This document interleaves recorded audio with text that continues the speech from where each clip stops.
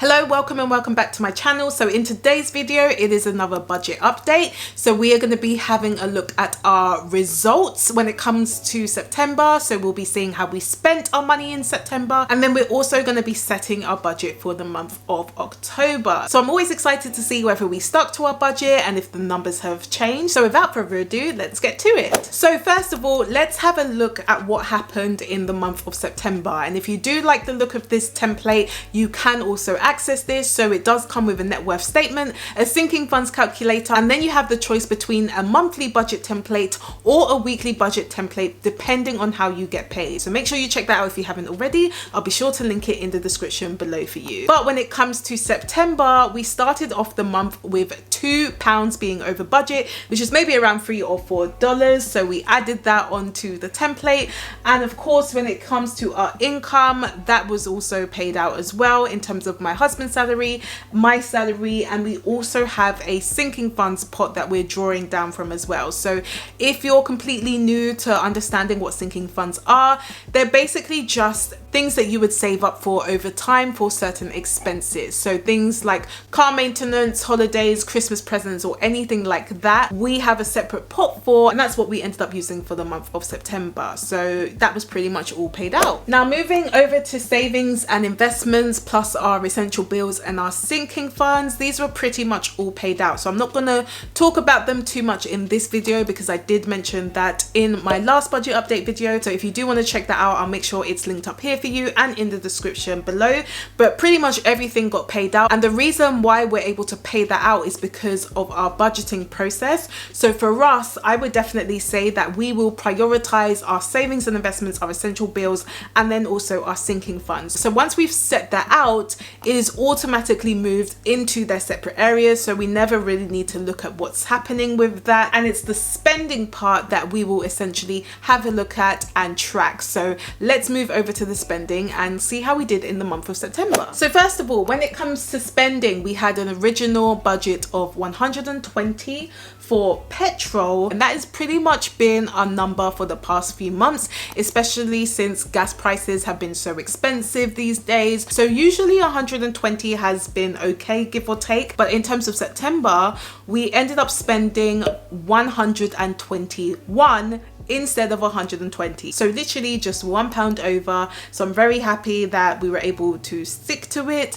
I would like gas prices to come down again, please, but at the moment there's not a lot we can do about it. So 121 is what we used for petrol. Next up, we have groceries. So originally we had a budget of 170 for groceries, and ideally we wanted to spend around $42.50 a week on groceries. It's so interesting to see that last year we were only spending around 34 a week on average. So you can clearly see the difference and how things have just dramatically changed over this past year. But that was our budget, and I'm pleased to say that this month we ended up spending 170. So pretty much bang on target. I'm very happy with that because for the past couple of months we have been going over our food budget because we've been trying to figure out how much we do spend, and then food prices will increase again, so we'd have to increase the budget.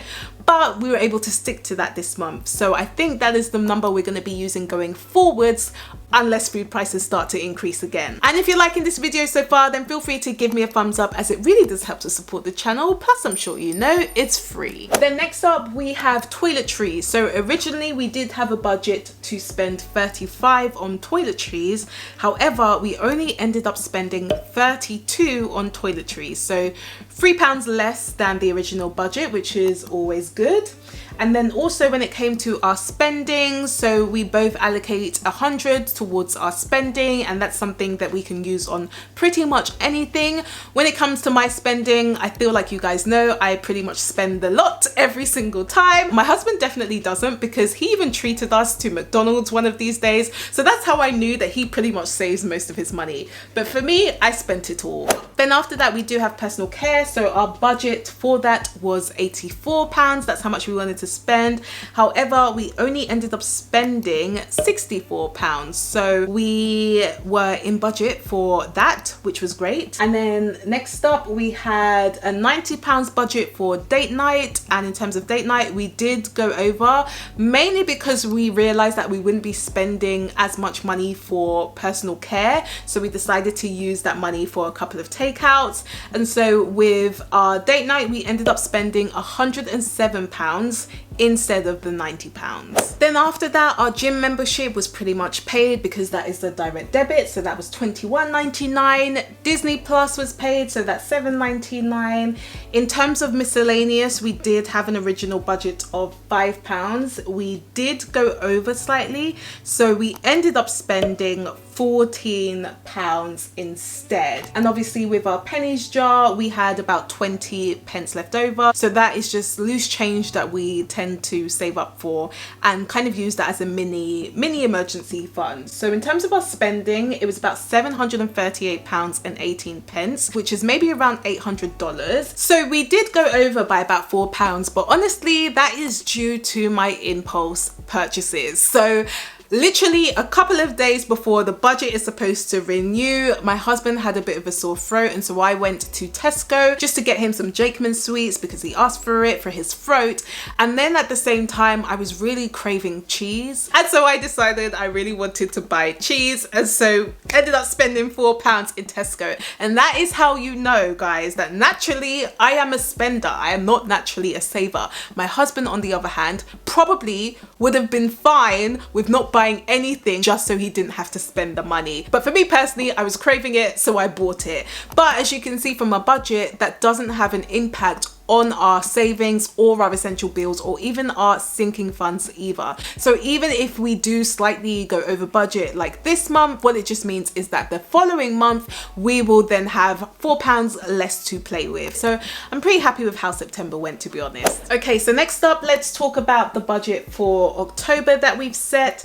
So the overspend of my cheeky impulse purchase is obviously on the budget. So we've got minus £4 that we've started with. And then we've also got our salary and then also another 100 from our sinking funds. So that is pretty much our total income again. Now let's move over to savings and investments. And I'm very excited because now we get to start really saving money. So yes, I'm looking forward to that. So as you can see, in terms of our savings, we've been able to set aside 800 for this month. And then we've got another £80 each, which will go towards our investments.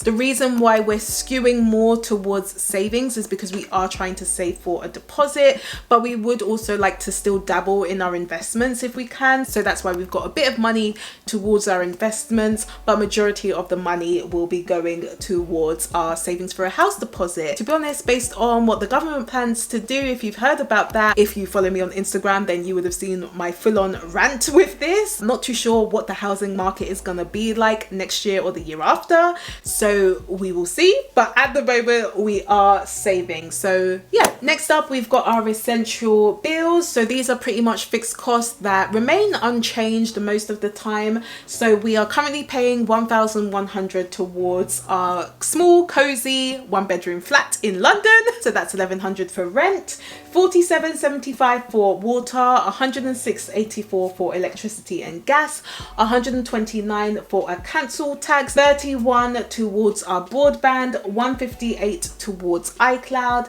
and then we also have our SIM contract. So for Yinka it is £12 a month, and for myself it is £10 a month. And if you're ever interested in what we use, particularly if you are from the UK, we actually use Voxy, where you get endless social media data. So make sure you do check out Voxy if you are looking for a SIM contract. I'll make sure I leave a link in the description below for you. And then we also have our tithes, charity and giving that will be paid out. So especially as people of faith, we believe that it's really important, so we will always give a certain percentage back regardless of the level of income that we have, literally every single month. So that is why you will see that on our essential bills, because it is essential to us. Then after that, we've got our sinking funds. So we have allocated £25 to car maintenance. So that will cover things like insurance, any road coverage or anything like that.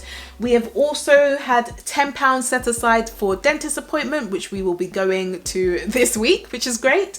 And then also we've got another £10 going towards my husband's rugby club for his registration, another 35 going towards clothes. So that is literally any clothes that we decide to buy throughout the year. We've got some money set aside for that.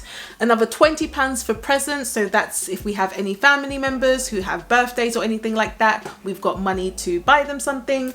And then also another 300 for our holiday. So this is just extra spending money for our upcoming holidays. So in total, our sinking funds comes to £400. So let's move over to spending, and for petrol, we have allocated another 120 for that. So hopefully that remains unchanged, and that's okay. With groceries, we've set another 170. So again, around 40 to 50 is what we're aiming for per week on average.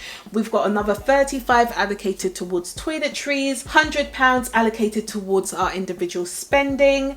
In terms of personal care, we actually have £52 allocated towards that. Another £80 going towards date night, including any takeaways. My gym membership comes to £21.99. Disney Plus is £7.99. We've then allocated another 15 for miscellaneous, and we have also got another 60 going towards Yinka's rugby. And that's just because we've been told that he now has to start playing for matches. So we've been allocating some money towards that. So that's what he's going to use for the month of October.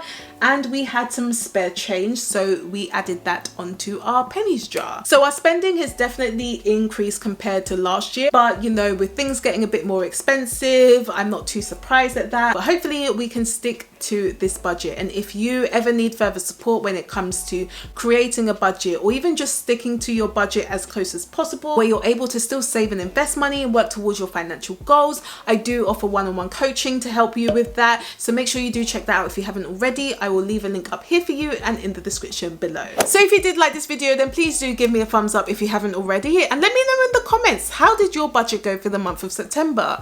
I do post every Tuesday, so if you would like to know more, then of course you can subscribe to my channel, and I will see you guys next week.